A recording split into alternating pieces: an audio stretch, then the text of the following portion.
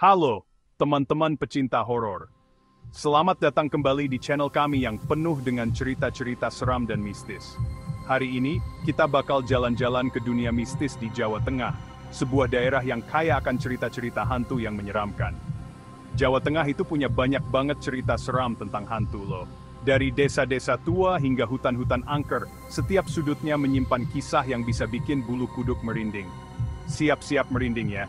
Kita bakal kenalan sama 7 hantu terkenal dari Jawa Tengah. Pertama, ada Genderuwo. Pasti udah pada tahu kan? Genderuwo ini adalah salah satu hantu yang paling dikenal di Jawa Tengah. Badannya gede, bulunya banyak, dan kuat banget. Genderuwo sering digambarkan sebagai makhluk besar berbulu lebat yang memiliki kekuatan luar biasa. Katanya sih, Genderuwo suka gangguin orang yang sendirian di malam hari.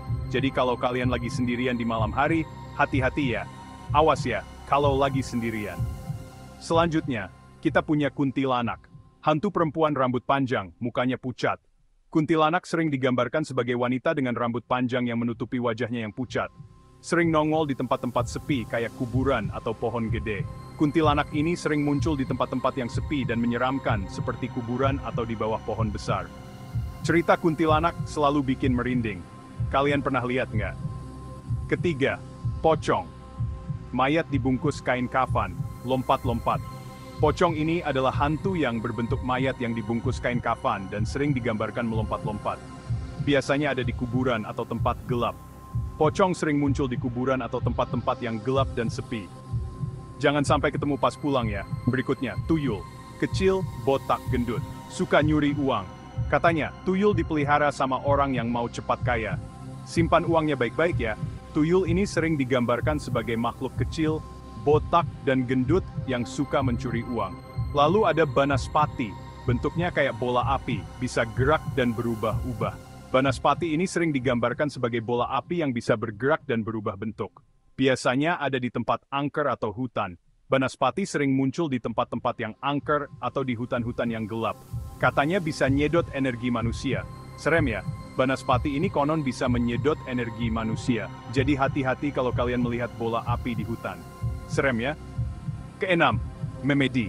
Ini sebutan buat macam-macam makhluk halus di Jawa. Memedi ini adalah sebutan untuk berbagai macam makhluk halus di Jawa. Bisa roh orang meninggal, hantu yang gentayangan, atau penunggu suatu tempat. Banyak banget ya jenisnya. Memedi bisa berupa roh orang yang sudah meninggal, hantu yang gentayangan, atau penunggu suatu tempat. Terakhir, Onggo Inggi. Hantu sungai. Bentuknya kepala tanpa badan, melayang di atas air. Onggo Inggi ini adalah hantu sungai yang berbentuk kepala tanpa badan yang melayang di atas air. Katanya sih, dia jaga sungai dan suka muncul malam-malam. Onggo Inggi ini konon menjaga sungai dan sering muncul di malam hari. Jangan main di sungai kalau udah malam ya. Jadi kalau kalian berada di dekat sungai di malam hari, hati-hati ya. Nah, itu dia 7 hantu dari Jawa Tengah. Ingat, ini cuma cerita ya. Belum tentu ada beneran. Tapi seru juga buat dibahas. Cerita-cerita hantu ini memang menyeramkan, tapi juga menarik untuk dibahas dan dijadikan bahan cerita. Kalau kalian punya cerita hantu dari daerah lain atau pengalaman mistis, tulis di komentar ya.